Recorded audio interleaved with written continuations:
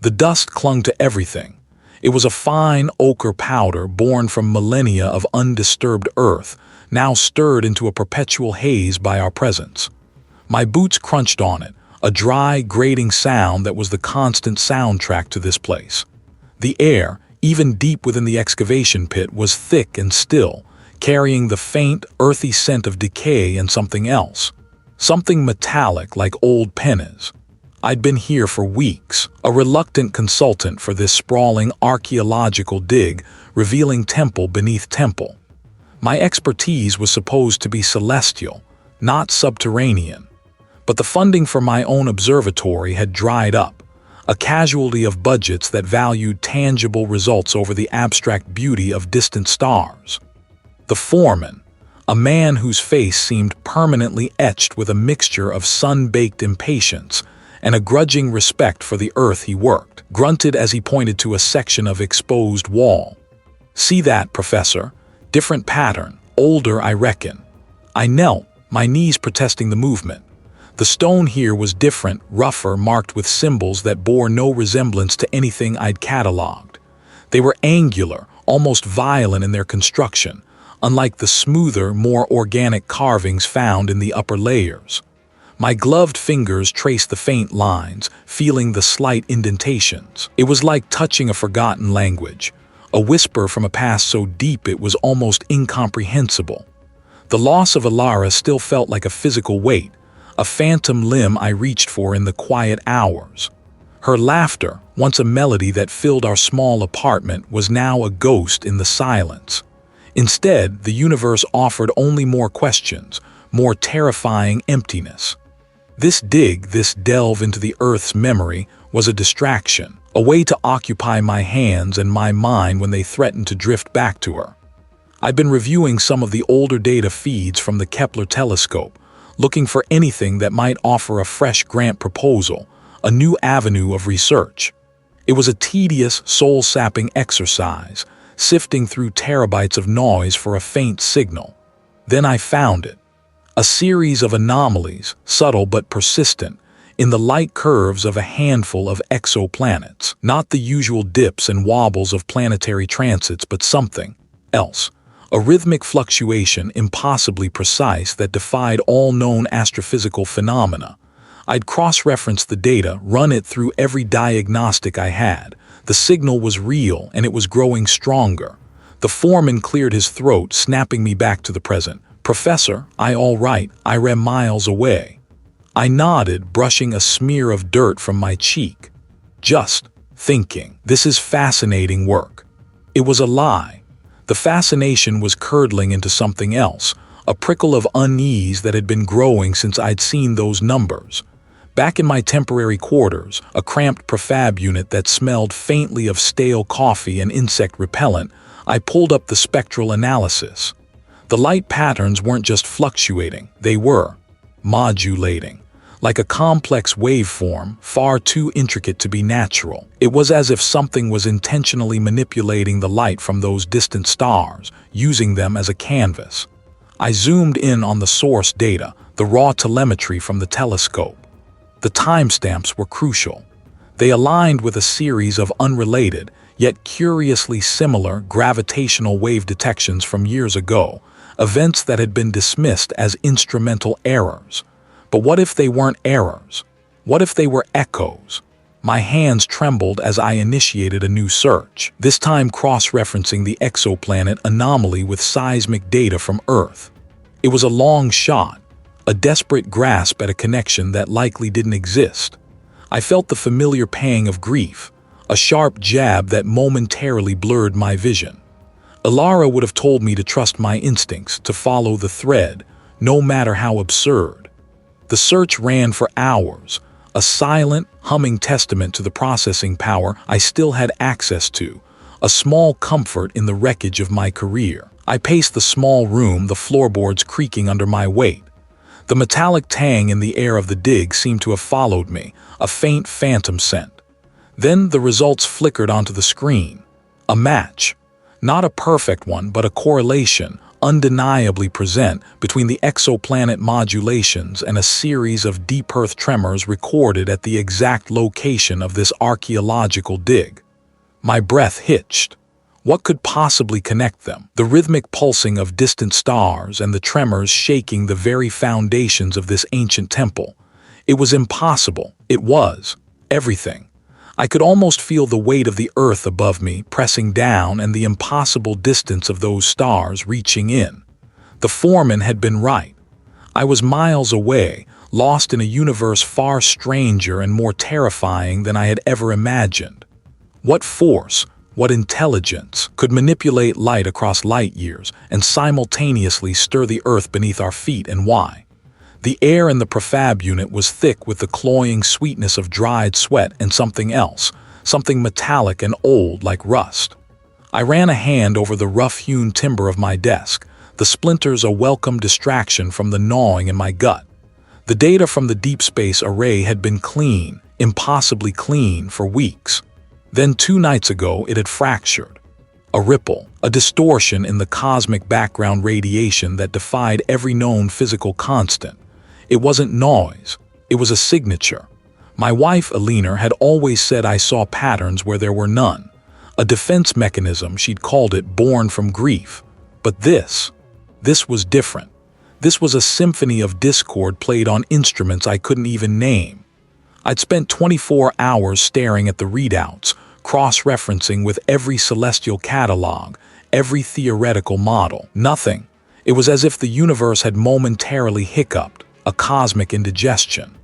I pushed away from the desk, the cheap plastic chair groaning in protest.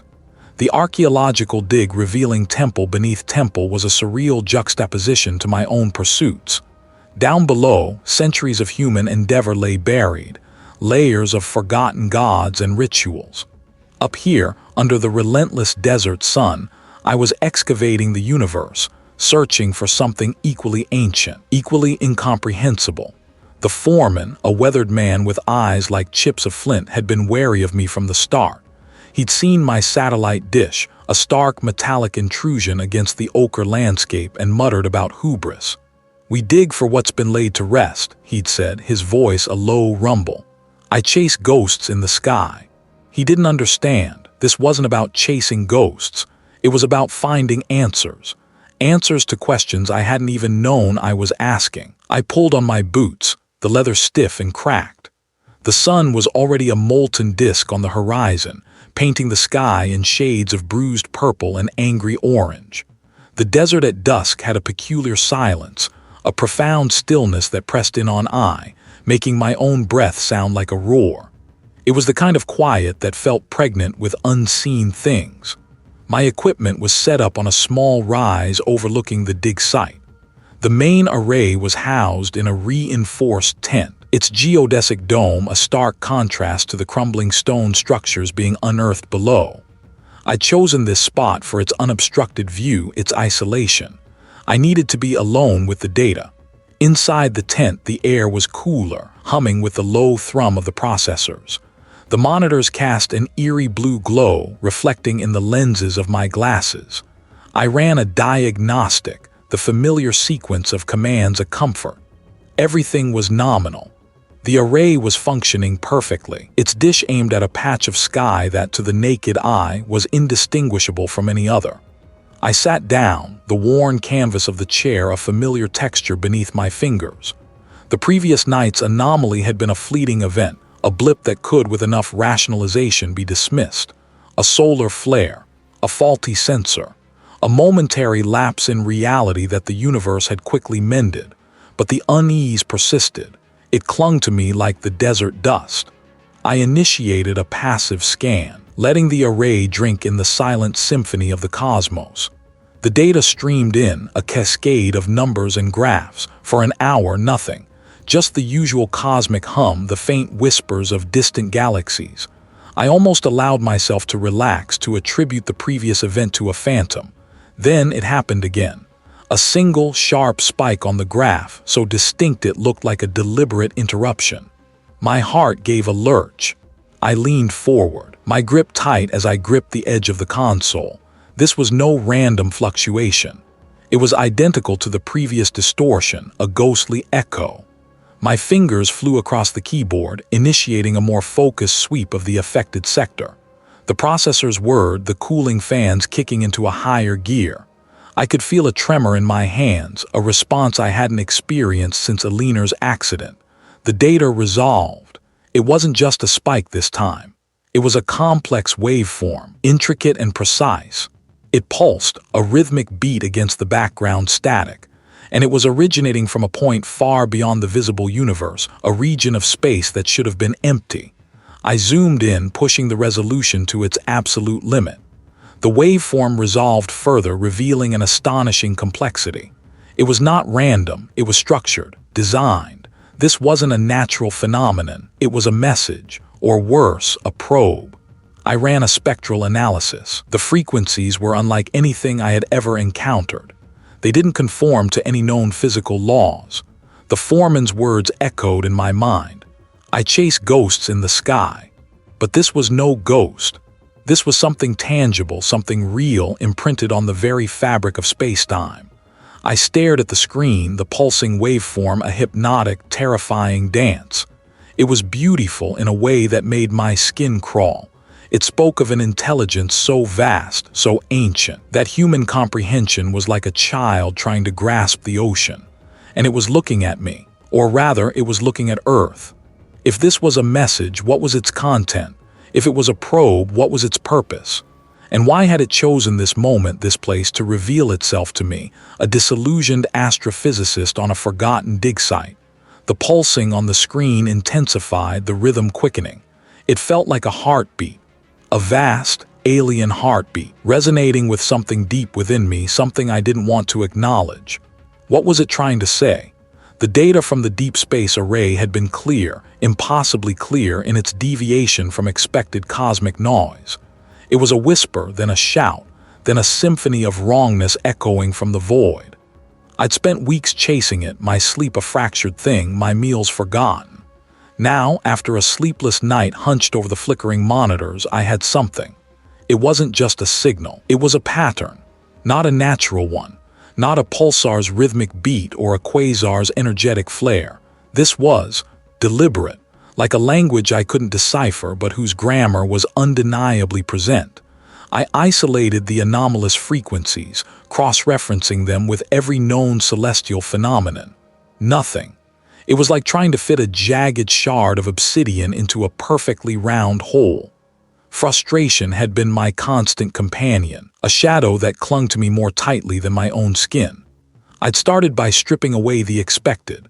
The cosmic microwave background, stellar emissions, galactic radiation, I'd filtered it all out, leaving behind a raw, unadulterated signal.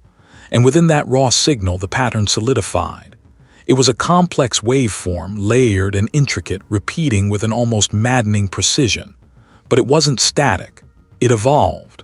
Subtle shifts, like a slow, deliberate breath. I'd spent the last 12 hours mapping these evolutions, creating a visual representation of the changes. It looked like nothing I had ever seen. Not a star chart, not a spectral analysis. It was more akin to a blueprint. My fingers, stiff and trembling, danced across the keyboard. I zoomed in on a particularly dense cluster of repeating motifs. There was a symmetry to it, a nested complexity that spoke of immense scale. It was as if I was looking at the molecular structure of something impossibly vast, something that dwarfed galaxies. This wasn't just data, it felt like an inscription. I pulled up the archival footage from the remote observation post. The images were grainy, distorted by atmospheric interference, but they showed the designated sector of sky. Nothing remarkable, just the indifferent sprawl of distant stars. Yet the anomaly was there, a phantom limb of the universe, tugging at the edges of my perception. I started to layer the waveform data over the visual feed, aligning the peaks and troughs with points of unusual light intensity. It was a desperate Hail Mary attempt. And then I saw it. A faint, almost imperceptible shimmer, located precisely where the densest part of the anomaly's signature pulsed. It was too small to be a star, too ephemeral to be a nebula. It flickered, then vanished, only to reappear seconds later, slightly shifted. My breath hitched. This wasn't a distant phenomenon, it was present, close. My hands began to shake uncontrollably. I leaned closer to the screen, my eyes straining. The shimmer wasn't random. It pulsed in time with the waveform, a visual echo of the pattern I had been meticulously charting. It was like watching a cosmic heartbeat, a slow, deliberate thrum from an unseen source. I started to trace the source of this shimmer, triangulating its position using the limited data from the array. The calculations were crude, the margin of error immense, but the direction was undeniable. It wasn't coming from the vast emptiness between galaxies. It was coming from somewhere else, somewhere that defied my understanding of space. My gaze drifted to the dusty maps tacked to the wall, the charts of the archaeological dig revealing temple beneath temple. The site had been a fascination for years, a testament to a civilization that had built layer upon layer, each stratum a forgotten history. I'd seen the images of the deepest excavation, the obsidian artifacts, the strange geometric carvings that seemed to defy earthly design. A sudden, irrational thought seized me. What if the pattern wasn't just in the stars? What if it was here? I ran a diagnostic on the local sensor net, a relic of a forgotten project. But it had been active, collecting data. I isolated the readings from the deepest sections of the archaeological dig revealing temple beneath temple, focusing on the periods corresponding with the anomalies' appearance in the deep space data. The readings were subtle, almost lost in the geological noise. But there, buried beneath the seismic tremors and magnetic field fluctuations, was a faint, recurring spike. It was in the same frequency range as the cosmic anomaly. My blood felt thick, sluggish. I cross-referenced the spike with the archaeological dig revealing temple beneath temple's excavated levels. It correlated precisely with the strata containing the most peculiar obsidian artifacts. I stared at the screen, at the superimposed graphs, at the faint shimmer in the deep space feed. The universe, I realized with a sickening lurch, was not empty. It was occupied, and the language I was starting to understand wasn't a message. It was a signature, a mark left by something immense, something ancient, and it was looking back. There was the same intelligence that etched its presence into the fabric of spacetime, also buried beneath our feet. The data from the deep space array had been clear, chillingly so. Not a glitch, not an anomaly, a deliberate measured pulse from the void. But it was the pattern that had truly seized me, a fractal bloom of energy that defied all known physics. I'd spent days, then weeks, chasing it, my sleep a tattered thing, my meals forgotten. My colleagues, the ones who hadn't already distanced themselves, offered their pity in hushed tones, their eyes sliding away from the wildness they saw in mine. They thought it was grief, and perhaps in the beginning it was. The loss of a leaner had been a black hole, sucking the color from my world. But this was something else. This was a reason. I pushed back from the desk, the worn linoleum groaning beneath my shoes. I'd rerouted the latest readings, cross-referencing them against every archived signal, every blip of cosmic noise that had ever been recorded. Nothing matched.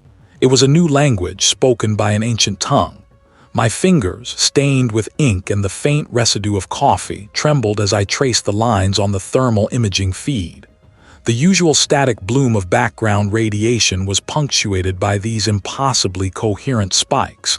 They weren't random. They were intentional, like a giant, celestial hand reaching out, not with a wave, but with a specific, calculated gesture. My gaze fell on a different set of files, those I'd almost dismissed as tangential. Records from the archaeological dig revealing temple beneath temple, unearthed in the Atacama Desert. They were supposed to be about ancient human civilizations, their rituals, their forgotten gods. But I downloaded them, a morbid curiosity about our own species' search for meaning in the face of the infinite. Now, something in the energy signatures recorded at the dig site, faint, almost imperceptible traces that the lead archaeologist had attributed to geological anomalies, snagged my attention. I loaded the spectral analysis data. The dig had uncovered layer upon layer of stone, each one older, more alien in its construction than the last. The deepest levels, the ones that predated any known human habitation, had yielded artifacts of a strange, obsidian-like material. The initial reports had focused on their unusual density and resistance to degradation, but beneath that, there were faint, residual energy readings. The official explanation was residual geothermal activity, but the shape of those readings. It was eerily similar to the pulses I was seeing from deep space. Not identical, of course. Degraded, distorted, like a faint echo of a thunderclap heard across millennia. My breath hitched. I zoomed in on the spectral graph, there. A subtle harmonic resonance, a ghost of a waveform that mirrored the alien signal I'd been tracking.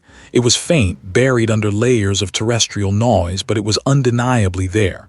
It was the same signature, the same impossibly ordered structure. The Atacama artifact wasn't a product of terrestrial geology.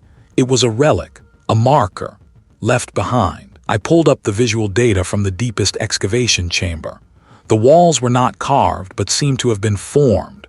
Smooth, black surfaces that absorbed light, giving the impression of infinite depth. In the center of the chamber, a pedestal of the same material, empty now, but radiating a faint, almost imperceptible heat. The reports mention no carvings, no inscriptions. A series of faint, almost invisible etchings on the pedestal's surface. They weren't pictograms, not in any human sense. They were complex geometric patterns, interlocking and precise. I ran them through a pattern recognition algorithm, a tool I developed for analyzing stellar formations. The algorithm struggled, spitting out a confidence score of less than 10%. But then, it found a match. Not a perfect match, but a strong correlation. The geometric etchings on the Atacama pedestal bore a striking resemblance to the underlying structure of the deep space signal. The same intricate, self-similar design. This wasn't a new phenomenon. It wasn't just reaching out to us now. It had been here before. It had touched other places, other times. The temple beneath the temple wasn't just a testament to human history. It was a monument to something far, far older. Something that had visited Earth, leaving behind its indelible mark. A mark I was now seeing echoed in the vast, indifferent expanse of the cosmos. My hands were shaking so violently, I had to grip the edge of the desk. The metallic tang in the air seemed to intensify, like the scent of old blood. What was the purpose of these visits? What was the nature of the entity that could leave such enduring traces across space and time? And why, after so long, had it decided to speak again? The data from the deep space array had been clear, terrifyingly so. Not a glitch, not an anomaly of physics, but a pattern.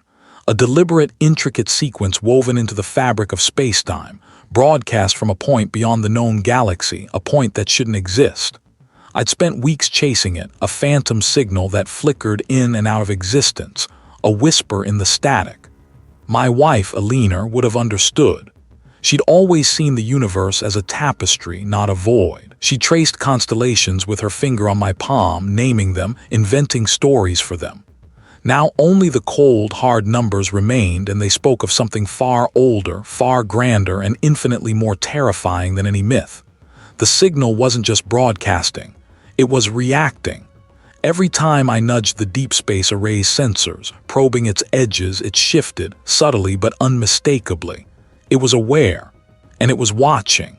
My colleagues, those who hadn't already dismissed me as a grief-stricken fool, were growing impatient. The funding for the array was tied to tangible results, not abstract cosmic pronouncements. They wanted pulsars, black holes, evidence of the predictable, the measurable. They didn't want this. I'd retreated to the archaeological dig revealing temple beneath temple, a place I'd once found solace in its quiet, dusty depths. It was here, amidst the silent weight of millennia, that I'd set up a makeshift command center. The signal was faint, almost undetectable at the array's primary location, but here, deep within the earth, shielded by tons of rock and history, it seemed to resonate with a peculiar clarity. The air here was different. Cooler, damper. It smelled of damp earth, of ancient stone, of something mineral and faintly sweet, like decaying flowers. I'd run cables through the narrow passages, connecting my battered laptop to a jury-rigged receiver. The signal, when it came, was a low thrumming, a vibration that I felt more in my bones than heard with my ears.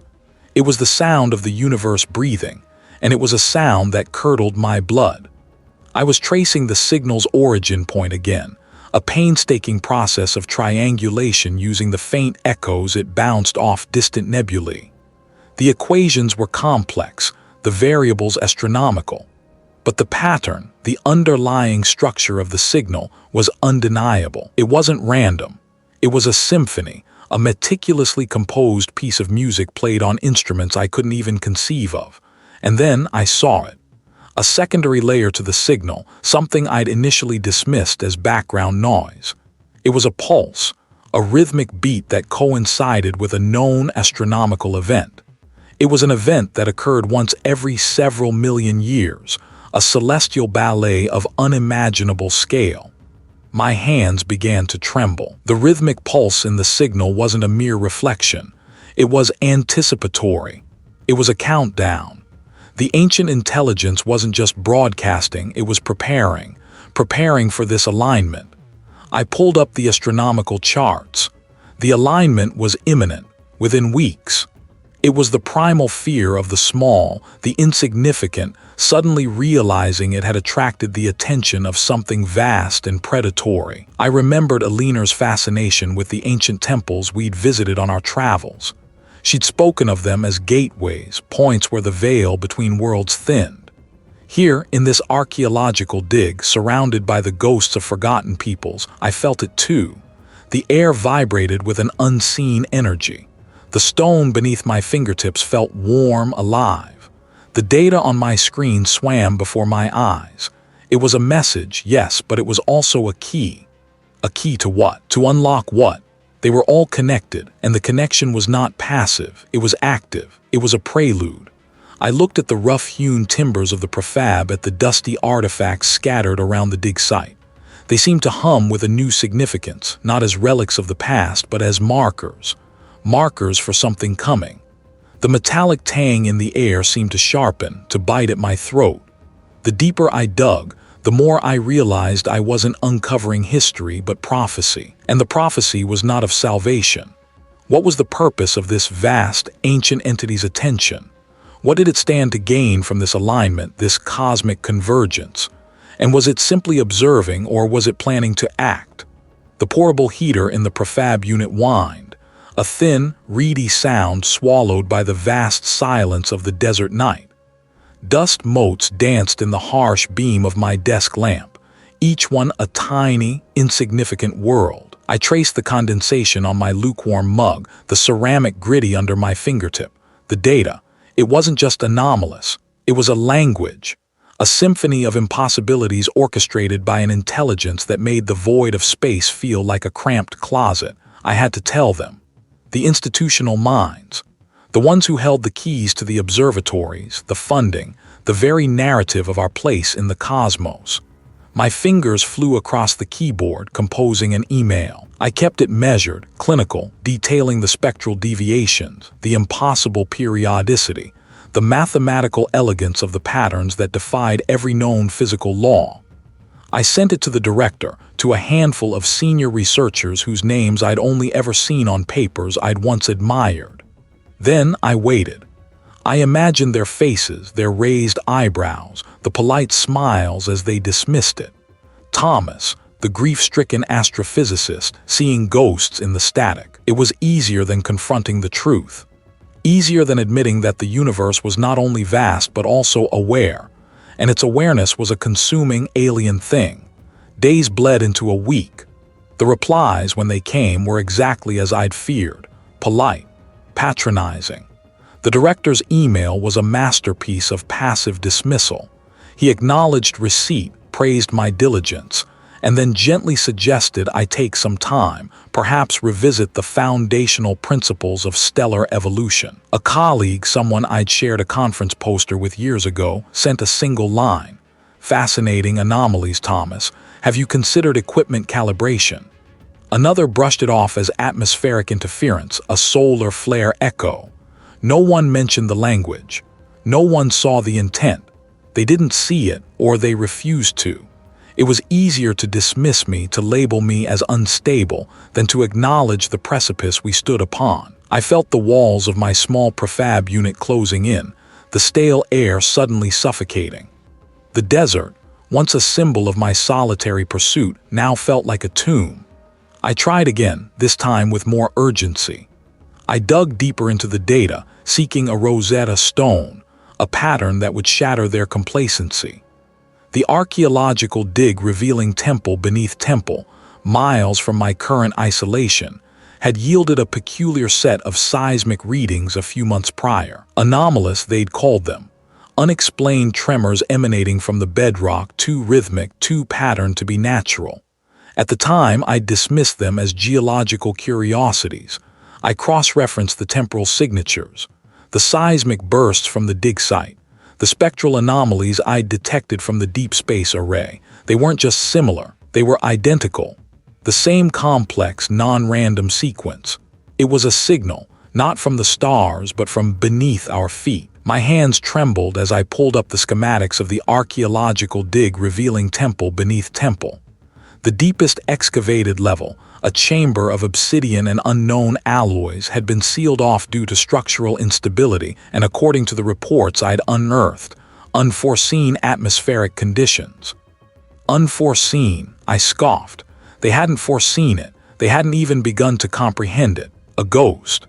The real signal, the true source, was local, ancient, and it was waking up, or perhaps it had never truly slept.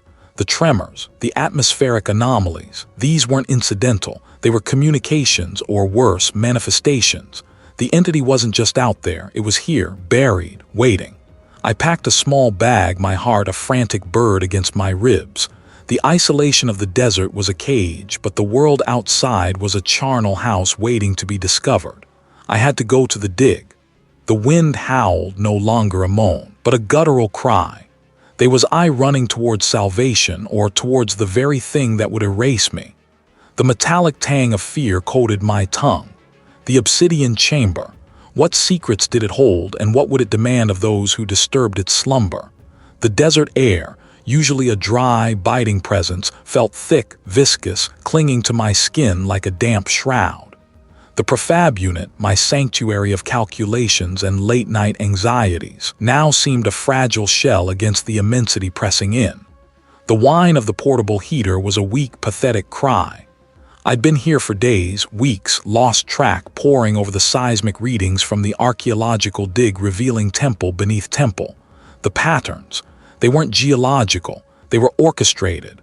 The tremors had started subtly, a low thrumming beneath the earth, barely registered by the sensitive equipment. Then they'd amplified, not in random bursts, but in a sequence. A rhythm, a language.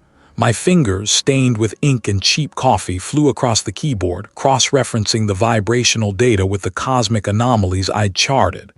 The two were intertwined impossibly, horrifyingly. The celestial whispers I'd detected, the faint echoes from the void, were synchronizing with the deep earth's groans. I remembered the colleague, his face a mask of skepticism when I'd shown him the preliminary graphs. "Thomas," he'd said, his voice a low rumble that usually soothed but now grated, "I rest seeing ghosts in the static. Grief does that. Grief." It was a warm blanket I'd worn for too long, a shield against the vast, cold emptiness that had swallowed my wife. But this was no phantom. This was a concrete, undeniable intrusion. The excavation site, a jagged scar in the desolate landscape, had yielded more than just ancient pottery and weathered bones. It had unearthed something that resonated with the very fabric of the cosmos. The deeper they dug, the more complex the temple structures became, layers upon layers of forgotten masonry, each level older, stranger. And with each descent, the seismic activity intensified. It was as if the Earth itself was a vast, inverted telescope, focusing some unknown energy towards the sky. I leaned back, the cheap plastic chair groaning in protest. My eyes burned, dry from lack of sleep and the incessant glare of the monitors.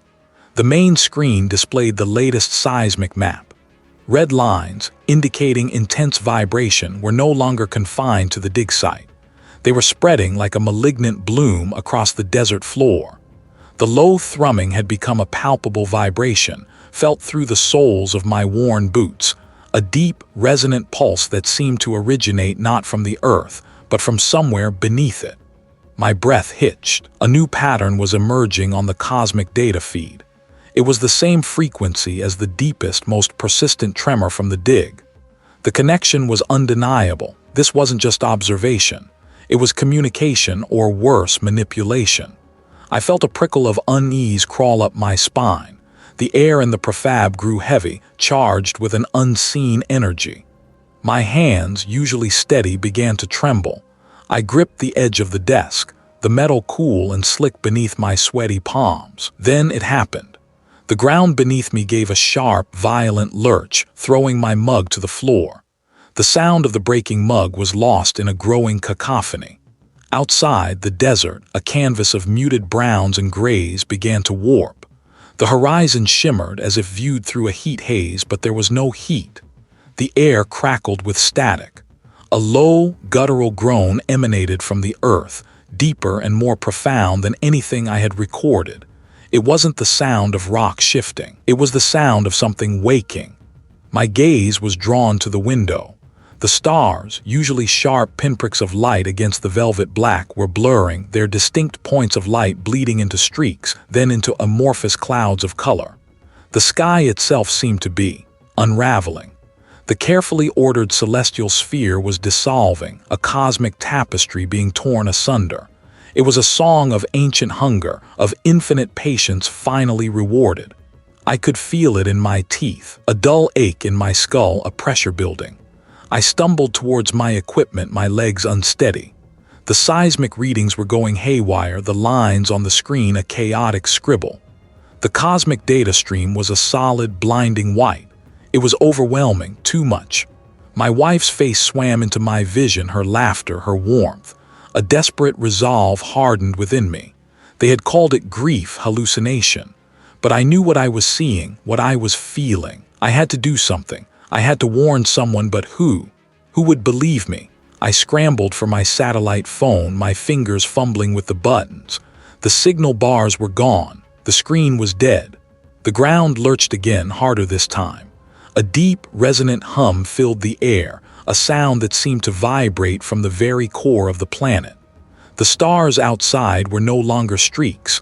They were dissolving, melting into the warped fabric of the sky. The archaeological dig revealing temple beneath temple was no longer just a hole in the ground. It was an aperture. What was it opening? The whine of the portable heater was a weak, pathetic cry against the new silence. It wasn't just quiet. It was an absence of sound, a vacuum where the familiar hum of existence should have been. I stumbled out, my boots crunching on grit that no longer felt like sand. It was softer, like crushed bone. The stars, which I had spent my life charting, were wrong. Not just a few misplaced pinpricks, but a fundamental wrongness.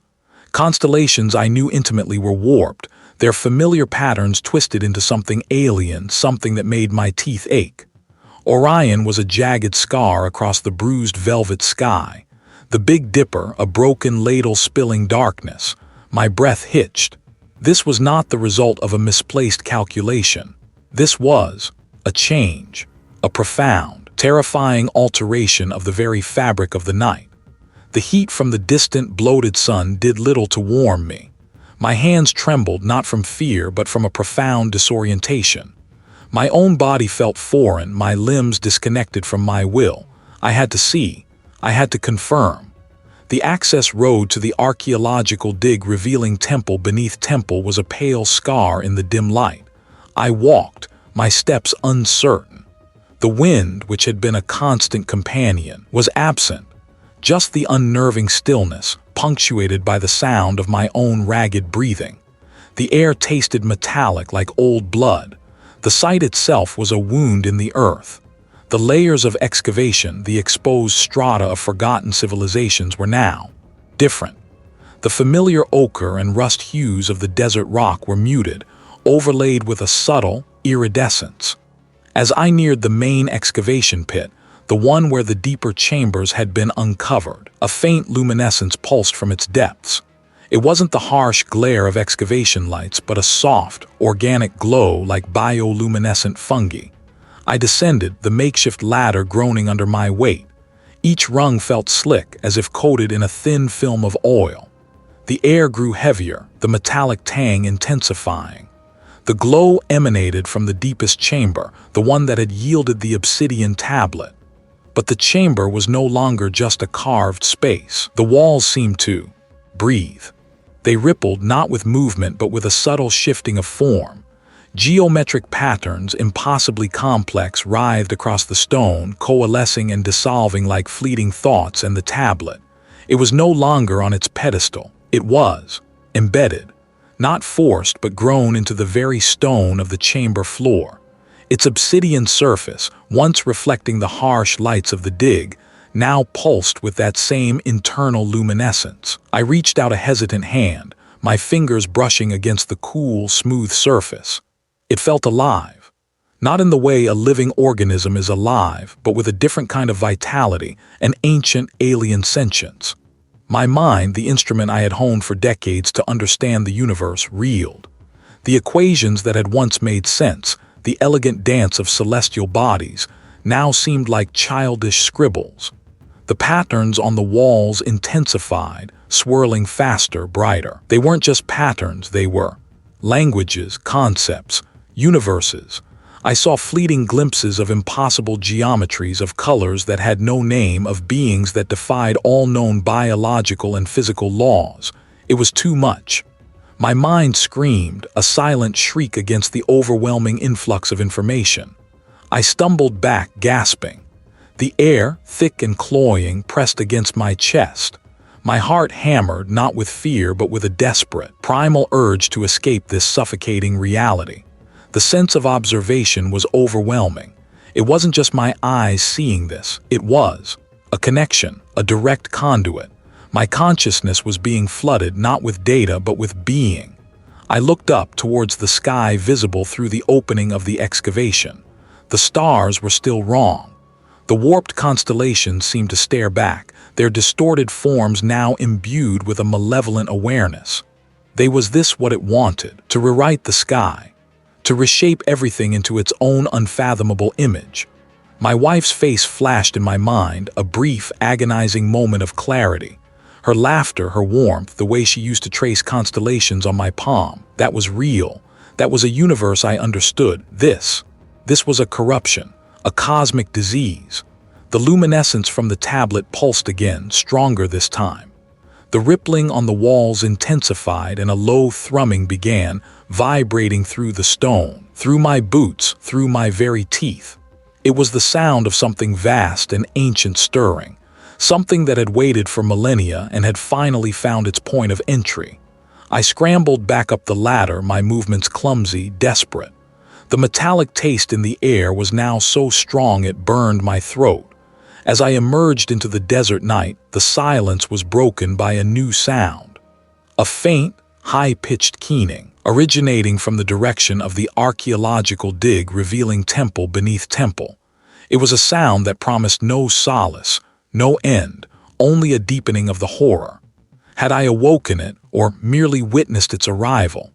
The wind here at the archaeological dig revealing temple beneath temple carried a different kind of dust. It wasn't the fine grit of the desert floor, but something older, heavier. It settled on my tongue with a metallic tang, a taste that mirrored the hum in my bones. I'd followed the signal, the aberrant whisper in the cosmic static, to this forgotten place. The prefabricated unit, my meager attempt at a laboratory, felt a universe away. Here, the ground itself seemed to breathe.